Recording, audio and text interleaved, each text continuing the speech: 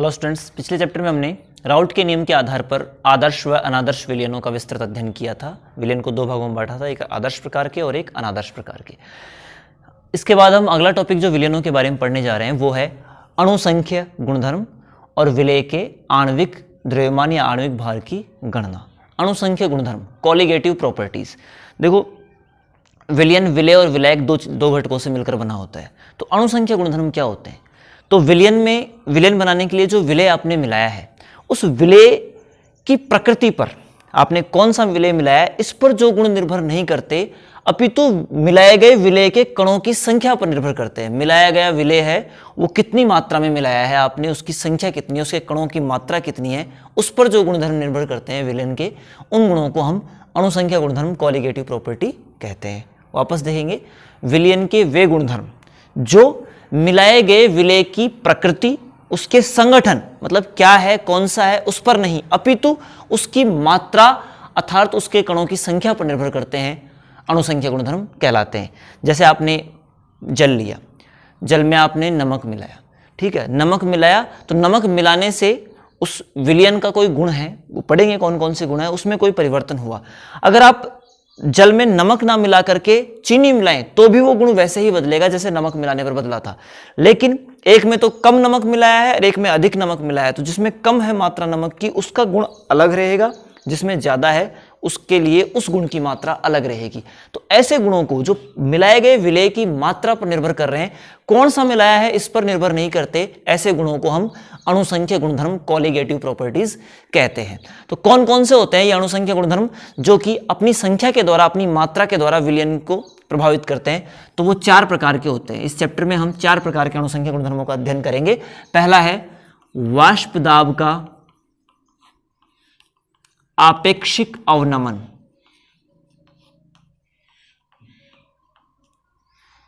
दूसरा है क्वथनांक उन्नयन। तीसरा है हिमांक अवनमन और चौथा है परासरण दाब। इन चारों अणुसंख्य गुणधर्मों को हम एक एक करके डिटेल में पढ़ेंगे कि कौन ये होते तो क्या हैं और किस प्रकार ये विलय के कणों की संख्या पर निर्भर कर रहे हैं। और इन गुणों के द्वारा, इनमें से कोई सा भी गुण अगर हम लेंगे तो उस गुण के द्वारा जो विलय आपने मिलाया है, क्योंकि अणुसंख्य गुणधर्म में जो अणु है जिसकी संख्या पर विलयन का गुण निर्भर कर रहा है, वो अणु किसके होंगे? विलय के होंगे। तो विलय के कणों की संख्या से प्रभावित हो रहे हैं ये गुणधर्म। तो इन गुणधर्मों की सहायता से हम जो मिलाया गया विलय है उसका अणुभार या इसको आणविक द्रव्यमान या कहें हम मोलर द्रव्यमान, उसकी भी गणना कर सकते हैं। तो हमारा लक्ष्य जो है अणुसंख्य गुणधर्मों के आधार पर मिलाए गए विलय के अणुभार की गणना करना है, उसके मोलर द्रव्यमान को प्राप्त करना है। अब इसमें एक शर्त है, जो विलयन बनाने के लिए विलायक के अंदर जो विलय मिलाया गया है वो अवाष्पशील होना चाहिए। मतलब विलायक के कणों का तो वाष्पीकरण हो दिए गए ताप पर, किंतु विलय के कण वाष्पीकृत नहीं होने चाहिए। तो अवाष्पशील विलय युक्त जो विलयन है उनके लिए अणुसंख्या गुणधर्मों का हम अध्ययन करेंगे। तो सबसे पहला अणुसंख्या गुणधर्म हम लेके चल रहे हैं वाष्प दाब का आपेक्षिक अवनमन। अवनमन का मतलब होता है कमी। यह हम पहले भी देख चुके हैं। तो पहले हमने क्या पढ़ा था? एक टॉपिक पढ़ा था जिसमें हमने देखा कि शुद्ध विलायक है, शुद्ध विलायक में सतह पर केवल विलायक के कण होते हैं जो कि वाष्पीकृत होते हैं ताप देने पर। तो पूरे के पूरे जितने भी कण सतह पर हैं वो सारे के सारे वाष्पीकृत होंगे, जिससे क्या प्राप्त होगा? हमें कुछ विलयन का उस विलायक का वाष्प दाब प्राप्त होगा। अब हमने क्या किया? उस शुद्ध विलायक के अंदर थोड़ा सा अवाष्पशील विलय मिला दिया, नमक मिला दिया। तो नमक एक अवाष्पशील विलय है। अवाष्पशील विलय का मतलब जिसका वाष्पीकरण नहीं होता दिए गए ताप पर, ठीक है। तो अवाष्पशील विलय मिलाने पर क्या हुआ? जो विलयन था, जो पहले शुद्ध विलायक था, उसमें तो सतह पर पहले विलायक के ही कण थे जो कि सारे के सारे वाष्पीकृत हो सकते थे। लेकिन अब उसमें विलय मिला दिया तो सतह पर विलायक के साथ साथ किसके कण आ गए? विलय के कण भी आ गए, जो कि आसानी से वाष्पीकृत नहीं होते। तो वो जहां जहां पर विलय के कण आए हैं जो कि वाष्पीकृत नहीं हो रहे हैं, वहां से वाष्पीकरण नहीं होगा। तो ऐसे में जो वाष्प बन रही है उसकी मात्रा में कमी आएगी, वाष्पीकृत कणों की संख्या में कमी होगी, और जितने कम कण वाष्पीकृत होंगे उतना ही कम क्या आएगा? वाष्प दाब आएगा। तो वाष्प दाब में जो कमी हुई है शुद्ध विलायक की तुलना में विलयन का वाष्प दाब। भाई विलय मिला दिया तो क्या बन गया, विलयन। पहले क्या था, विलायक। तो विलायक का वाष्प दाब कुछ आ रहा था, अब उसमें अवाष्पशील विलय मिला दिया तो वाष्प दाब में क्या हो गई, कमी हो गई, यानी विलयन का वाष्प दाब पहले की तुलना में कम आएगा। तो विलायक की तुलना में विलयन का वाष्प दाब जो कम प्राप्त हो रहा है, इसी को हम बोलते हैं वाष्प दाब का अवनमन, वाष्प दाब में कमी। ठीक है, तो शुद्ध विलायक का, जैसे विलायक है तो विलायक के लिए Pa लेते हैं, तो उसका शुद्ध विलायक का हो जाएगा Pa0, और जो विलयन है उसका हमने ले लिया,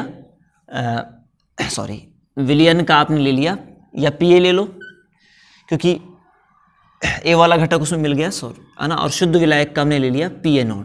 ठीक है, और ये जो कमी हुई है भाई विलयन का जो वाष्प दाब वो किसकी वजह से है, विलायक की वजह से ही है, लेकिन ये Pa जो है वो कब है, जब उसमें विलय मिला दिया, यानी विलयन का वाष्प दाब कह सकते हैं आप इसको, है ना।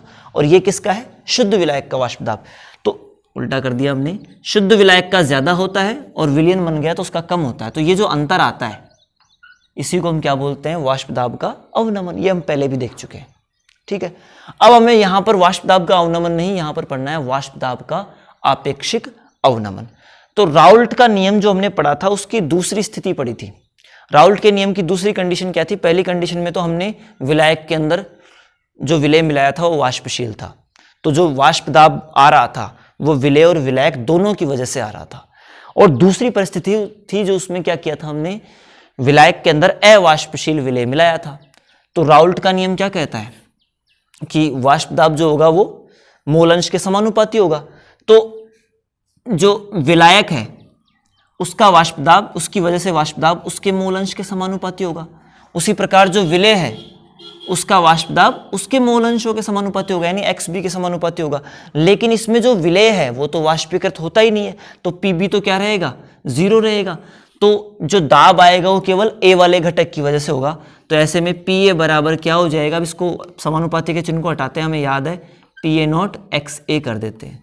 तो ये A वाले घटक का क्या आ गया, वाष्प दाब आ गया। और यही क्या है, कुल वाष्प दाब है, क्योंकि वैसे तो कुल वाष्प दाब क्या होता है, Pa प्लस PB, लेकिन PB तो 0 है, इसलिए जो टोटल दाब आएगा P वो Pa के बराबर ही होगा, जो कि क्या होगा, Pa0 XA। तो P बराबर Pa0 XA आता है ना, Pa ना लिख करके हम पूरा P लिख देते हैं। ठीक है, अब इसके अंदर हम विलय, ये विलायक के मोल अंश है, तो विलय मिलाने पर वाष्प दाब में कमी हुई है, तो विलय की मात्रा के हिसाब से अगर हमें समीकरण निकालना हो तो हम x यानी विलायक के मोल अंश की जगह पर विलय के मोल अंश को शिफ्ट करेंगे। तो कैसे करेंगे, तो चूंकि हम जानते हैं कि XA प्लस XB बराबर क्या होता है 1, तो XA बराबर क्या हो जाएगा 1 माइनस XB। तो यहां पर हमने क्या रखा था, ये Pa0 है ही 1 माइनस XB ऐसे रख दिया था। तो ये P तो एट लास्ट क्या निकल के आया था, आप याद करेंगे तो Pa0 माइनस P, या इसको ओनली Pa लिख सकते हैं क्योंकि Pa और P एक ही चीज है ना। तो Pa0 माइनस Pa अपॉन में Pa0 बराबर Pa लिख दो या P लिख दो, एक ही बात है ना, तो P लिख दिया। ठीक है, बराबर यहां पर क्या आया था XB। ये हमने राउल्ट के नियम की जो दूसरी कंडीशन थी उसमें देख लिया था, अभी नहीं पढ़ रहे हैं, ये अभी तो मैंने जल्दी जल्दी में बता दिया आपको, लेकिन हम ये पढ़ चुके हैं पहले। राउल्ट के नियम की दूसरी कंडीशन, उसमें लास्ट में ये समीकरण निकल करके आया था। और इस समीकरण का अर्थ क्या है कि इसी को हम क्या बोलते हैं, वाष्प दाब का आपेक्षिक अवनमन। ये तो क्या है, अवनमन, शुद्ध विलायक और ये विलयन का, तो जो कमी हुई है दोनों का जो अंतर है वो तो कहलाएगा वाष्प दाब का अवनमन।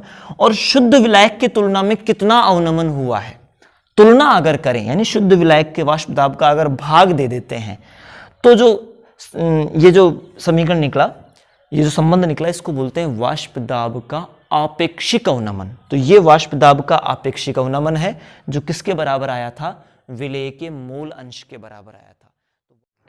तो कुल मिला के वाष्प दाब का आपेक्षिक अवनमन किसके बराबर होता है, विलय के मूल अंश के, अवाष्पशील विलय के मूल अंश के बराबर होता है। ये पहले भी पढ़ चुके हैं। अब इसमें XB क्या होता है, विलय के मूल अंश। अब इसको खोलें अपन, क्योंकि हमारा लक्ष्य है विलय का अणुभार निकालना, उसका मोलर द्रव्यमान निकालना। वैसे तो हमारा यहीं तक सॉल्व हो गया, लेकिन इसको बाद में भी आगे करते हैं। तो XB चूंकि हम जानते हैं किसी का भी जो मोल अंश या मोल भिन्न होता है वो क्या होता है, उसके मोल बटे कुल मोल। तो विलेय है, ये विलेय का मोल अंश है, तो विलेय के मोल क्या हो जाएंगे NB बटे कुल मोल क्या हो जाएंगे Na प्लस NB, यानी विलेय के मोल प्लस विलायक के मोल दोनों की हो जाएंगे। अब तनु विलयनों के लिए क्या होता है, एक साथ ले लेते हैं। तनु विलयनों के लिए मतलब आपने विलेय बहुत थोड़ा मिलाया है ना, तो उसके लिए NB is less then Na, ठीक है। तो ऐसे में यहाँ पर हम NB को नगण्य मानकर छोड़ सकते हैं, क्योंकि बहुत बड़ी संख्या है, उसमें कुछ जुड़ेगा तो कोई ज़्यादा अंतर नहीं आएगा। गुणा या भाग हो तो नगण्य मानकर छोड़ते नहीं, लेकिन अगर जुड़ रही है संख्या या घट रही है बहुत छोटी संख्या तो उसको हम नगण्य मान सकते हैं। तो XB बराबर क्या निकल के आ जाएगा, NB अपॉन में Na, क्योंकि ये तो क्या हो गया 0 है ना, तो नगण्य मानकर छोड़ने पर किसको, NB को, ये हो गया। अब एक्स भी बराबर है NB बटे Na, तो यहां पर क्या हो जाएगा PA0 माइनस PA। मैंने बताया यहां पर PA भी लिख सकते हैं या फिर आप P भी लिख सकते हैं। क्यों, क्योंकि शुद्ध विलायक का वो जो विलायक का जो वाष्पदाब होगा, विलायक की वजह से जो वाष्पदाब होगा वही कुल वाष्पदाब होगा, क्योंकि विलेय तो वाष्पीकृत हो ही नहीं रहा, ठीक है। तो PA लिख सकते हैं या ओनली P लिख सकते हैं, क्योंकि कुल दाब विलायक के कारण ही है। अपॉन में PA0 बराबर क्या लिख देंगे XP की जगह पर NB बटे Na। तो अब हम यहाँ पर जो विलायक और विलेय के जो मोल आए हैं उन मोलों को और खोलेंगे आगे अणुभार के रूप में, क्योंकि हमें अणुभार निकालना है अवाष्पशील विलेय का। तो हम जानते हैं मोल बराबर क्या होता है, भार बटे अणुभार, या द्रव्यमान बटे मोलर द्रव्यमान भी बोल सकते हैं इसको। तो जैसे विलेय के लिए लेना है, B क्या है विलेय, तो विलेय के लिए लेना है तो WB बटे MB। यहाँ पर WB क्या है, ये है विलेय का द्रव्यमान या भार बटे ये क्या हो जाएगा विलेय का मोलर द्रव्यमान, या इसी को हम बोल देते हैं क्या अणुभार, ठीक है।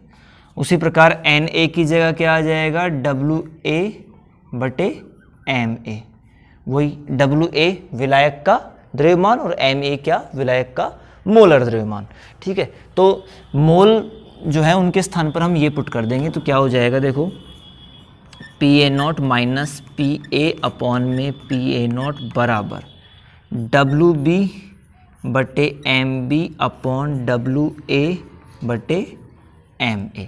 तो ये हमारे पास आ गया। तो हमें निकालना क्या है ना, इसको और जैसे ले लेते हैं आगे। तो PA0 माइनस PA अपॉन में PA0 बराबर WB बटे MB, और ये हो जाएगा MA और ये WB WA, ठीक है। ये विलायक का द्रव्यमान, विलायक का मोलर, विलेय का द्रव्यमान, विलेय का मोलर द्रव्यमान, ये विलायक का मोलर द्रव्यमान और विलायक का द्रव्यमान। हमें निकालना क्या है, लक्ष्य क्या है हमारा लक्ष्य है MB निकालना, विलेय का अवाष्पशील विलेय जो मिलाया है उसका अणुभार या उसका मोलर द्रव्यमान निकालना। तो इस फॉर्मूले के द्वारा भाई वाष्पदाब का आपेक्षिक अवनमन तो यहीं पर पूरा हो गया। वैसे वाष्पदाब का आपेक्षिक अवनमन विलेय के मोलंश के बराबर होता है, लेकिन जो मिलाया गया विलेय है उसका अणुभार निकालना हो दी गए मानों से, जैसे आपको शुद्ध विलायक का वाष्पदाब दे दिया जाएगा है ना, विलयन का वाष्पदाब दे दिया जाएगा, आपको अणुभार दे दिए जाएंगे उनके। तो ऐसे में द्रव्यमान दे दिया जाएगा विलेय और विलायक का, और आपको विलेय का अणुभार पूछेगा या विलेय का मोलर द्रव्यमान पूछेगा, तो MB का जो मान है हम इस सूत्र में मान रख करके निकाल सकते हैं। तो इस प्रकार हमारा क्या कंप्लीट हो गया, ये वाष्पदाब का आपेक्षिक अवनमन पहला अणुसंख्य गुणधर्म। अब हम दूसरा पढ़ेंगे क्वथनांक में उन्नयन। तो वाष्पदाब के आपेक्षिक अवनमन के बाद आता है दूसरा अणुसंख्य गुणधर्म क्वथनांक उन्नयन। जो पहला अणुसंख्य गुणधर्म है उसका एग्जाम्पल भी दे रखा है जस्ट नीचे, जिसमें हमें अवाष्पशील विलेय का अणुभार कैसे निकालना है वो बताया गया है। तो उससे आप वो भी निकाल सकते हैं, उस सवाल को हल करेंगे तो आपको भी समझ में आ जाएगा आराम से। अब दूसरा लेते हैं अणुसंख्य गुणधर्म क्वथनांक उन्नयन।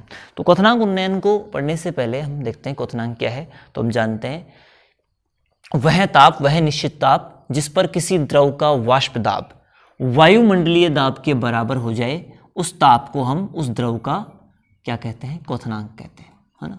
जैसे ये कोई पात्र है, बंद पात्र, इसमें हमने एक द्रव ले लिया, इसको आप नीचे से गर्म कर रहे हैं, तो गर्म करेंगे तो वाष्प बनेगी, वाष्पीकरण होगा, और वाष्पीकरण होगा तो वाष्प जो है पात्र की दीवारों पर क्या लगाएगी, दाब लगाएगी।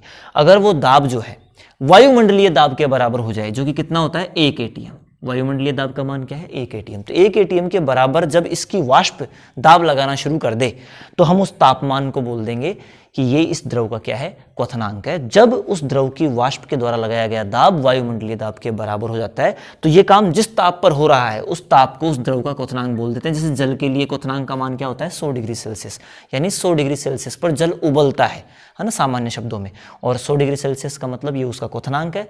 अर्थात उस ताप पर 100 डिग्री सेल्सियस ताप पर जल के द्वारा जो वाष्प दाब लगाया जा रहा है, जल की जो वाष्प बन रही है उसके द्वारा जो दाब लगाया जा रहा है वो 1 एटीएम के क्या हो जाता है, बराबर हो जाता है। तो ये होता है क्वथनांक। अब केवल आप शुद्ध जल लेंगे तो शुद्ध जल में केवल सतह पर किसके कण होते हैं, जल के, जो कि वाष्पशील है, तो ऐसे में वाष्प ज्यादा बनेगी, और वाष्प ज्यादा बनेगी तो वाष्प दाब भी ज्यादा आएगा, तो जो क्वथनांक का मान है वो 100 डिग्री सेल्सियस हमारे पास आता है। अब हमने इसमें क्या मिला दिया, वही नमक मिला दिया, अवाष्पशील विलय मिला दिया। अवाष्पशील विलय मिलाने पर क्या हो गया, सतह पर विलय के कण भी आ जाएंगे जो कि वाष्पीकृत नहीं होते हैं।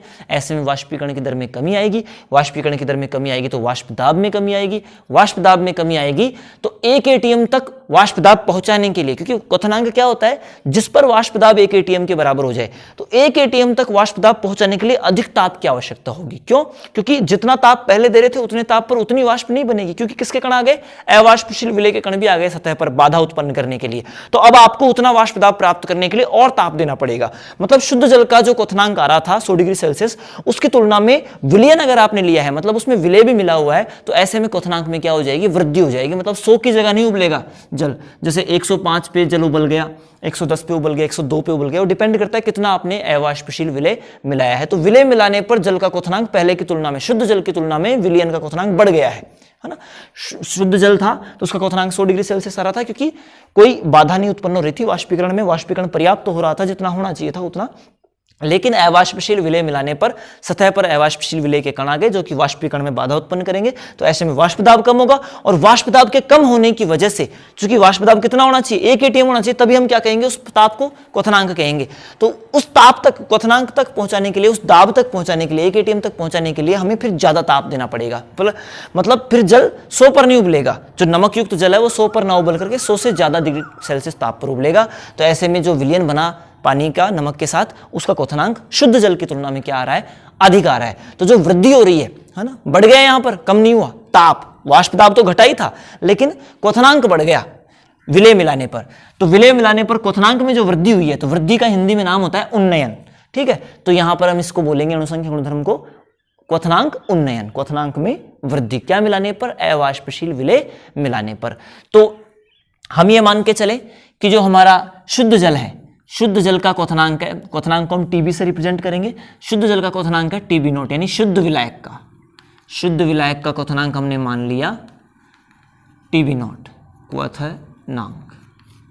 ठीक है, अब इसमें हमने अवाष्पशील विलय मिला दिया, तो जो विलयन बन गया है ना, ये विलयन बना है, अब इसको विलायक नहीं कहेंगे क्योंकि अब इसमें विलय मिल चुका है।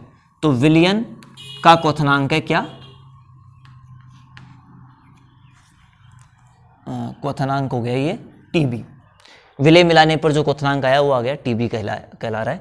तो यहां पर हम जानते हैं कि विलयन का क्वथनांक ज्यादा है, किससे, शुद्ध विलायक से, यानी जल से, जल का जो नमक के साथ विलयन है उसका क्वथनांक ज्यादा है, बढ़ गया है, 100 से 105 हो गया है। तो कितने की वृद्धि हुई उसको हम कहते हैं क्वथनांक उन्नयन। तो क्वथनांक में वृद्धि यानी क्वथनांक उन्नयन, जिसको हम कह देंगे क्या, क्वथनांक में उन्नयन लिख दो, वो क्या, डेल्टा टीबी कहलाएगा। तो कितना हुआ, वो वृद्धि कितने की हुई, तो जो ज्यादा है उसमें से कम को घटा देंगे, यानी कि टीबी माइनस टीबी नॉट, विलयन का क्वथनांक माइनस शुद्ध विलायक का क्वथनांक।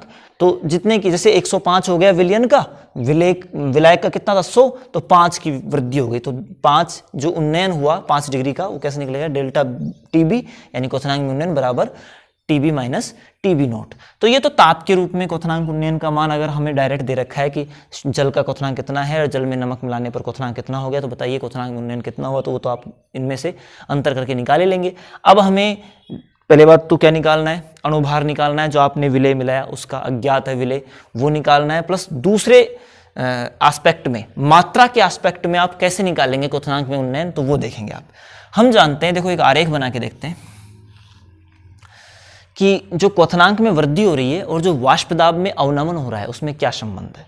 देखो तो शुद्ध विलायक के लिए मान लो ये वाला आरेख आ रहा है भाई, इधर ताप है ना, तो ताप बढ़ा रहे हैं और इधर क्या बढ़ रहा है, वाष्प दाब बढ़ रहा है। ताप बढ़ाने पर वाष्प दाब बढ़ता है, इधर पी बढ़ रहा है ऊपर। तो ये इस तरह का आरेख आ रहा है, ये किसके लिए है, विलायक के लिए, शुद्ध विलायक के लिए। अब और ये मान लो ये ताप क्या है, क्वथना, ये जो वाष्प दाब है ये 1 atm है, तो 1 atm तक पहुंचने के लिए जो ताप चाहिए है ना, उसको हमने क्या कह दिया, TB0। अब आपने इसमें क्या मिला दिया, नमक, तो ऐसे में इसका वाष्प दाब घट जाएगा, तो 1 atm तक पहुंचाने के लिए आपको अधिक ताप की आवश्यकता होगी, जैसे कि ये कहलाएगा TB, और वाष्प दाब घट गया, इस वजह से इसका आरेख थोड़ा सा ऐसे शिफ्ट हो जाएगा, तो 1 atm तक पहुंचाने के लिए आपको अधिक ताप की आवश्यकता पड़ रही है, तो ये हो गया TB, और 1 atm तक पहुंचाने के लिए। तो ये जो अंतर है ये क्या है, डेल्टा TB, और ये जो वाष्प दाब में दोनों के में अंतर आ रहा है, दिए गए ताप पर इसका वाष्प दाब कुछ और है, जैसे एक ताप ले लो कोई सा भी, एक बिंदु, ये बिंदु ले लिया, तो इसका वाष्प इस ताप पर इसका वाष्प दाब विलायक का तो कुछ और है और इसका कुछ और है, यानी अंतर आ रहा है दोनों में। ये जो अंतर है ये क्या है, डेल्टा P, यानी ये है वाष्प दाब में अवनमन। विलेय मिलाने पर जो विलयन का वाष्प दाब है वो कम हो गया, और वाष्प दाब कम होने की वजह से क्वथनांक क्या हो गया, बढ़ गया।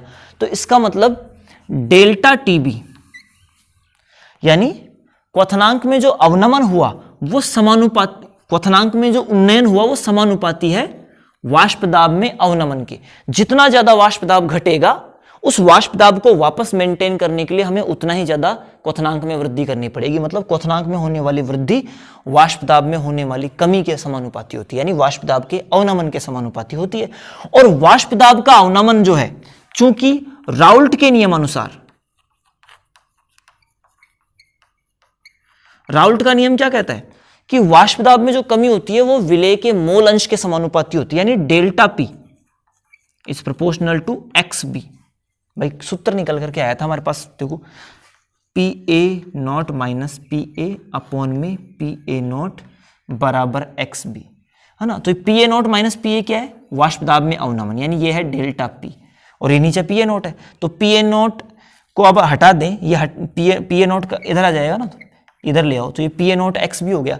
तो PA0 को हटाएं आप तो समानुपाती का चिन्ह रहेगा, क्योंकि समानुपाती का चिन्ह हटने पर ही आया था PA0 वहां पर, तो इसलिए ये समानुपाती वाला चिन्ह डेल्टा P समानुपाती हो जाएगा किसके, XB के।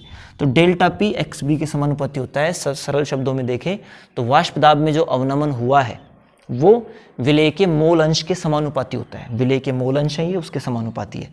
और वाष्प दाब में जो आपेक्षिक अवनमन हो रहा है वो क्वथनांक में उन्नयन के समानुपाती है। तो हम डायरेक्टली क्या कह सकते हैं, जैसे ये इसके समानुपाती और ये किसके समानुपाती, इसके, तो हम ये कह सकते हैं कि क्वथनांक में उन्नयन भी किसके समानुपाती होगा, विलेय के मोल अंश के समानुपाती हो जाएगा। ये संबंध निकल गया, ठीक है। अब डेल्टा TB समानुपाती XB, अब वही XB का वैल्यू रखेंगे, समानुपाती के चिन्ह को हटा दो, डेल्टा TB बराबर एक नियतांक लगा दो K, और ये हो जाएगा XB, ठीक है। अब हमें क्या करना है, XB की जगह वही मोल के रूप में लिख लेना है। तो चूंकि XB बराबर NB बटे Na प्लस सेम जो अभी देखा था ना पहले, ठीक है। और तनु विलयनों के लिए वही क्या हो जाएगा, NB is less then Na, तनु विलयनों के लिए। तो तनु विलयनों के लिए बने खे रोक दे तो पहले, हाँ? तो वाष्प दाब का क्वथनांक का उन्नयन विलेय के मोल अंश के समानुपाती होता है, और समानुपाती के चिन्ह को हटाया, हमने एक नियतांक लगा दिया ऐसे ही XB। अब चूंकि हमें करना है, हम जानते हैं XB बराबर क्या होता है, NB बटे Na प्लस NB। किसी के भी मोल अंश क्या होते हैं, उसके मोल बटे कुल मोल। तो विलेय के मोल बराबर विलेय के मोल अंश बराबर विलेय के मोल बटे कुल मोल। और तनु विलयनों के लिए वही सारा इसकी थ्योरी है, पूरे ढंग से आप लिखेंगे। तनु विलयनों के लिए NB is less than N A, है ना, तनु विलयनों के लिए। तो आप क्या कर सकते हैं, एक्स बी बराबर एन बी बटे, यहाँ पर इसको नगण्य मान लेंगे तो एन ए हो जाएगा, तो एन ई बटे एन ए, ठीक है। तो वही डेल्टा टी बी बराबर के एन बी बटे एन ए। अब वही अणुभार के रूप में, द्रव्यमान के रूप में आप इसको लिख देंगे। तो विलेय के मोल बराबर विलेय का द्रव्यमान बटे विलेय का मोलर द्रव्यमान। ये है विलेय का मोलर द्रव्यमान, है ना। ये बार बार लिखवाने की आवश्यकता नहीं है, एक बार बता दिया, एक ही बात है। बी का मतलब विलेय, ए का मतलब विलायक, डब्ल्यू का मतलब द्रव्यमान, एम का मतलब अणुभार या आणविक द्रव्यमान, और एन ए बराबर हो जाएगा डब्ल्यू ए बटे एम ए। तो वैल्यूज रख देते हैं, डेल्टा टी बी बराबर के डब्ल्यू बी बटे एम बी बटा डब्ल्यू ए बटे एम ए। तो डब्ल्यू ए तो यहाँ आ जाएगा और एम ए ऊपर चला जाएगा उसी की तरह, ठीक है। अब एम ए क्या है, विलायक का अणुभार, है ना। तो विलायक का अणुभार है और ये एक नियतांक है। विलायक का अणुभार फिक्स रहेगा, हमें लेना है, विलायक से काम नहीं है। विलायक आपने पर्टिकुलर एक लिया है निश्चित, अब उसमें विलेय मिला रहे हैं और विलेय मिलाने पर जो क्वथनांक में परिवर्तन हो रहा है वो देख रहे हैं। तो विलायक का अणुभार निश्चित है, ये भी एक नियतांक राशि है। तो ये दोनों ही एक तरह से नियतांक है, एम ए भी और के भी, और इन दोनों नियतांकों का गुणनफल, क्योंकि ये के का मान जो है वो भी विलायक पर निर्भर करता है और एम ए जो है वो तो विलायक का अणुभार है ही। तो किसी विलायक के लिए के गुणा एम ए निश्चित होता है, जिसको एक नया नियतांक बना देते हैं हम। मतलब के एक नियतांक है और एम ए एक नियतांक है, इन दोनों का गुणनफल भी क्या आएगा, नियतांक क्या आएगा। तो ये एक नया नियतांक निकल करके आता है जिसको हम बोल देते हैं के बी। के बी का मतलब होता है, ये होता है मोलल क्वथनांक उन्नयन स्थिरांक।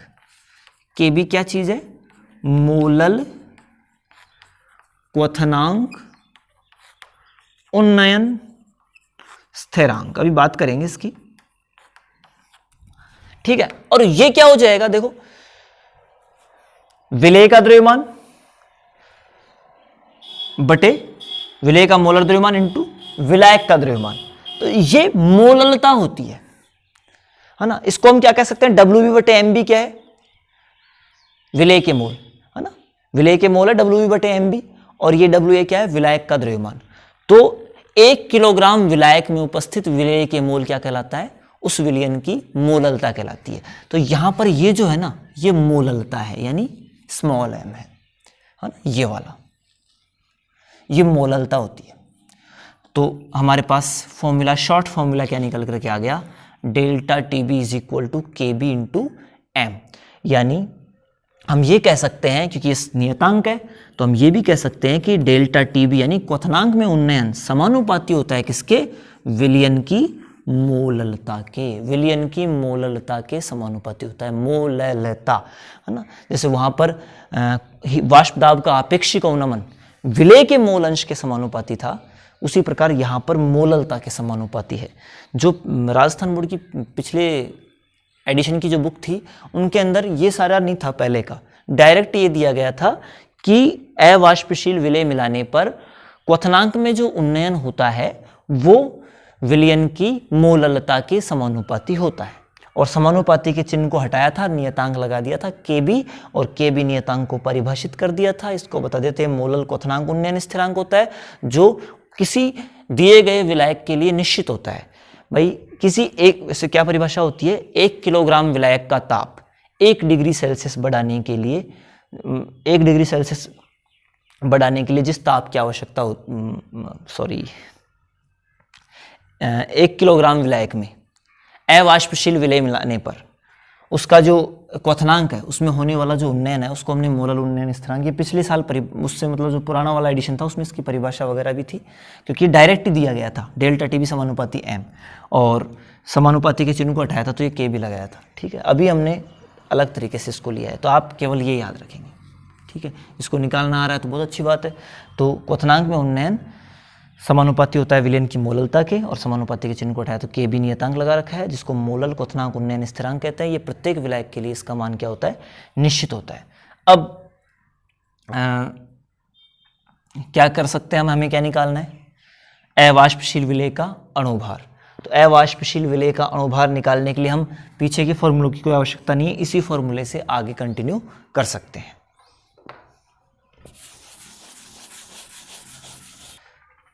तो क्वथनांक उन्नयन से आप अवाष्पशील विलेय का अणुभार कैसे निकाल सकते हैं, ठीक है, पहले भी आया था, जो हम डेरिवेशन कर रहे थे उसके अंदर भी आ गया था, वहां से भी ले सकते हैं, बाकी इससे दोबारा भी निकाल सकते हैं। जो लास्ट में हमारे पास समीकरण निकल करके आया था कि क्वथनांक में उन्नयन जो होता है मोललता के समानुपाती होता है, और ये नियतांक हो गया मोलल क्वथनांक उन्नयन स्थिरांक, और m हो गई स्मॉल m विलयन की मोललता। अब चूंकि हम जानते हैं मोललता बराबर क्या होता है, मोलरता नहीं है ये, मोललता बराबर विलेय के मोल बटे विलायक का द्रव्यमान किसमें, किलोग्राम में। और विलेय के मोल क्या होते हैं, विलेय का द्रव्यमान बटे विलयन का, विलेय का द्रव्यमान बटे विलेय का मोलर द्रव्यमान।